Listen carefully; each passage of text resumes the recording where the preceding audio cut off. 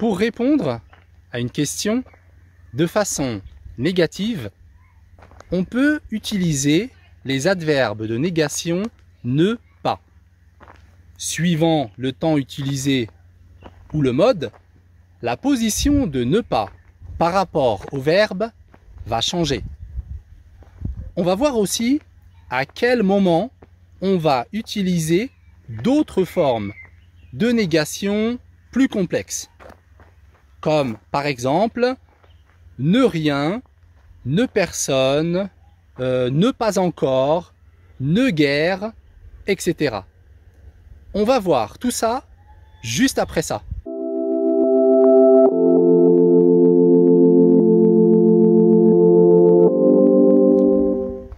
Sur cette chaîne, on étudie la grammaire, la conjugaison et le vocabulaire.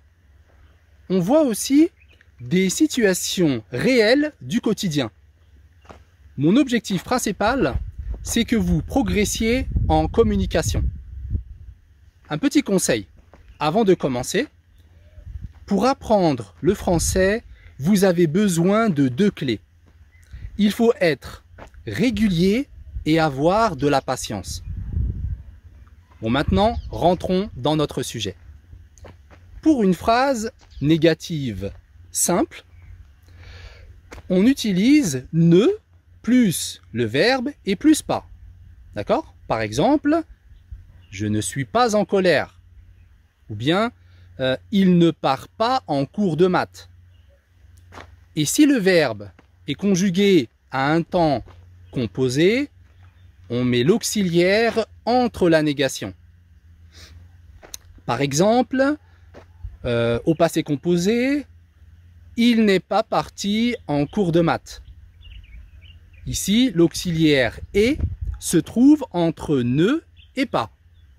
Et le participe passé parti est situé après la négation. Un autre exemple, cette fois-ci avec le plus que parfait. Il n'avait pas appris sa leçon.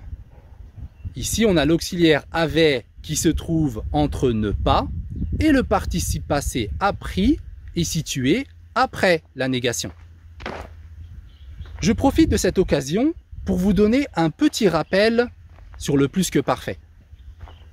On utilise le plus que parfait pour indiquer un événement qui se passe avant un autre dans le passé. Par exemple, je suis arrivé au travail, la réunion avait déjà commencé. Donc ici, je suis arrivé, il est au passé composé. Et la réunion avait commencé, c'est au plus que parfait. Donc ici, on a 2 événements. On a mon arrivée au travail et on a le commencement de la réunion. Donc on peut voir que la réunion a commencé avant que j'arrive. Donc c'est pour ça que j'ai utilisé le plus que parfait. Et j'ai utilisé le passé composé pour mon arrivée au travail. Bon, je m'arrête ici pour le rappel. De toute façon, je ferai plus tard, Inch'Allah, plusieurs cours sur l'utilisation des temps, des différents temps.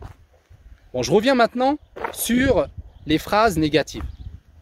Suivant la question et suivant les adverbes de négation, je vais utiliser une réponse différente. On va voir plusieurs exemples pour que vous compreniez bien la différence. La première règle, c'est que, d'abord, si je pose une question négative et que ma réponse à moi, elle est positive, elle est affirmative, je ne vais pas dire oui. Je vais dire si, S-I.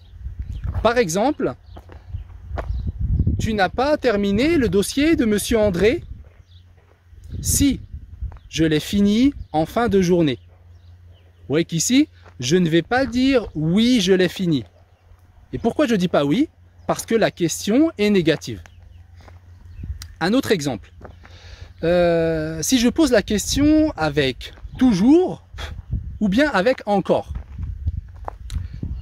Vous habitez toujours à Tanger? Vous habitez toujours à Tanger? Non, je n'habite plus à Tanger. Ou bien, si je ne veux pas répéter le mot Tanger dans ma réponse, je vais utiliser le pronom Y. Je vais dire non, je n'y habite plus. Un autre exemple avec encore. Vous avez encore des vestes en cuir? Non, désolé monsieur, il ne reste plus de vestes en cuir. Et si je ne veux pas répéter veste en cuir, je vais utiliser dans ce cas le pronom en. Je vais dire non, il n'en reste plus. Vous voyez ici la différence entre ne pas et ne plus. Ne plus, ça veut dire que avant, il y avait la chose demandée, mais maintenant, il n'y en a plus. Une autre question avec déjà. Alors, en utilisant déjà, quand on pose la question avec déjà, on utilise ne jamais. Est-ce que vous êtes déjà parti à Paris? Non, je n'ai jamais été à Paris. Avec quelque chose, je vais répondre avec ne rien. Par exemple, tu penses à quelque chose? Non, je ne pense à rien, ne rien. Avec le mot quelqu'un, je vais utiliser la négation ne personne. Il y a quelqu'un à la maison? Non, il n'y a personne. Vous voyez que suivant les mots que l'on va utiliser pour la question, on va utiliser des mots qui vont avec. Alors j'espère que cette vidéo vous sera utile. Abonnez-vous pour ne pas manquer les prochains cours sur YouTube ou bien sur ma page Facebook. Merci de mettre un like si la vidéo vous a plu. Portez-vous bien, c'est le plus important. Et je vous dis à la prochaine.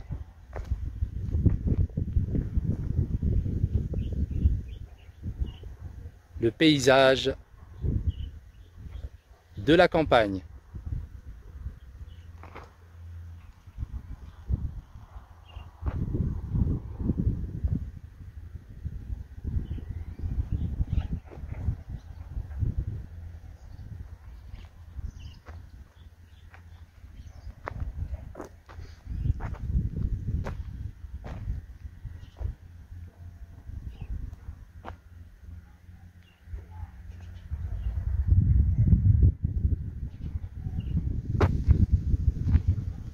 Oui, encore une chose.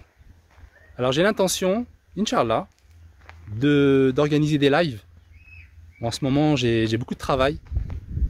Donc c'est pour ça que je n'ai pas trop l'occasion de faire des lives. Mais c'est un... Comment dire? C'est un projet. À l'avenir, Inch'Allah, je vais essayer, peut-être une fois par semaine ou peut-être plus, de faire des lives sur un sujet précis. Et comme ça vous permettra, pour ceux qui participent au live, de poser vos questions directement. Et comme ça, je pourrai y répondre si j'ai la réponse, bien sûr. Parce que comme vous savez, le français, c'est une langue assez complexe. Donc, j'ai pas la réponse à tout. Mais si j'ai la réponse, je vous la donne. Et je vous la donnerai avec plaisir. Donc je trouve que c'est intéressant dans un avenir proche, Inch'Allah, c'est prévu. C'est juste que là en ce moment, il y a beaucoup de travail et je suis en même temps en cours de déménagement. Donc vous comprenez pourquoi c'est un peu difficile, même par rapport aux vidéos, car j'avais prévu de vous envoyer beaucoup plus de vidéos. C'est comme un challenge. J'avais lancé un challenge à moi personnellement. Je me suis lancé un challenge et je m'étais dit que j'allais essayer de vous envoyer une vidéo du lundi au vendredi. D'accord? Donc ça fait 5 cours par semaine. Donc c'est un challenge que j'ai lancé la semaine dernière, mais bon, j'ai arrêté parce que j'ai pas pu. J'ai pas pu au niveau de l'organisation. il y a un problème. J'ai pas été assez organisé. Donc j'ai arrêté, voilà, je reviens petit à petit. Mais voilà, c'est un objectif. En même temps, vous savez, c'est un petit peu comme les cours, c'est un petit peu comme tout, hein. Pour quelqu'un, par exemple, qui veut apprendre le français, c'est la même chose. Il faut vous fixer des objectifs. Il faut aussi essayer de s'organiser. Hein, l'organisation, c'est très important. Et il faut aussi essayer de... comment dire? Essayer qu'est-ce que je voulais dire? Vous savez, au niveau des habitudes. Voilà, essayer de mettre en place... Essayez de mettre en place des habitudes. Et ces habitudes, peut-être que ça peut paraître très petit. Par exemple, je vous donne un exemple concret. Vous êtes en train d'apprendre le français et vous allez vous dire, vous allez essayer de, par exemple, d'étudier 15 minutes par jour. D'accord? 15 minutes par jour, ça peut paraître assez faible. Hein, on peut se dire, oh, 15 minutes, c'est pas beaucoup. Avec 15 minutes, je vais pas progresser. Ça sert à rien, 15 minutes. Eh bien, en fait, non, c'est une erreur. Si vous arrivez à tenir un rythme, à être régulier et à étudier juste 15 minutes par jour, eh bien, je peux vous garantir que au bout de 1 mois, 2 mois, au bout de 3 mois, au bout d'1 an, imaginez au bout d'1 an, vous avez étudié 15 minutes de français par jour. Votre niveau, il va augmenter d'une façon extraordinaire. Ça, c'est garanti. Et là, je parle juste de 15 minutes. D'accord? C'est le minimum, 15 minutes. Imaginez, vous arrivez à mettre en place une habitude, une routine. La routine, c'est très important. Imaginez, vous arrivez à mettre en place une routine où vous étudiez le français pendant 1 heure par jour. Imaginez 1 heure par jour. 1 heure par jour, c'est énorme. Si vous tenez 1 mois, 2 mois, 3 mois, 6 mois, 1 an, vous allez voir des résultats extraordinaires. Vous voyez, c'est très important, les habitudes. Alors, par exemple, si vous faites 15 minutes par jour, pour commencer, il vaut mieux commencer doucement et ne pas vous mettre une charge trop difficile.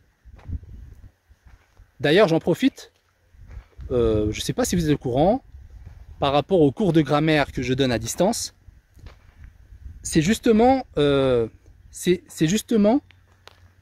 genre de rythme que je propose dans mes cours de grammaire à distance. Je donne des cours de grammaire le vendredi. Les personnes ont 1 semaine, donc ils font les exercices. Vendredi, il y a des cours de grammaire avec des exercices à faire. Ensuite, ils doivent me rendre les exercices le jeudi. D'accord? Il y a une date limite. Si vous passez le jeudi, je ne fais pas la correction, je ne vais pas vous corriger. Vous voyez, comme ça, c'est très clair. Parce que après, le vendredi, je redonne encore un autre cours. Donc, vous voyez, ça va vous obliger à avoir un rythme de travail. Vous savez que vendredi, je vous laisse 1 semaine. Donc, 1 semaine, c'est bien. Et là, c'est la même chose.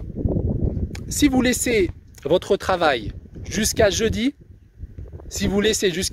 vous allez avoir peut-être 2 heures, peut-être 3 heures de travail. Vous voyez, c'est trop difficile, c'est pas possible. Donc c'est justement, il ne faut pas laisser le travail juste 1 journée par semaine. Il faut faire chaque jour un petit peu.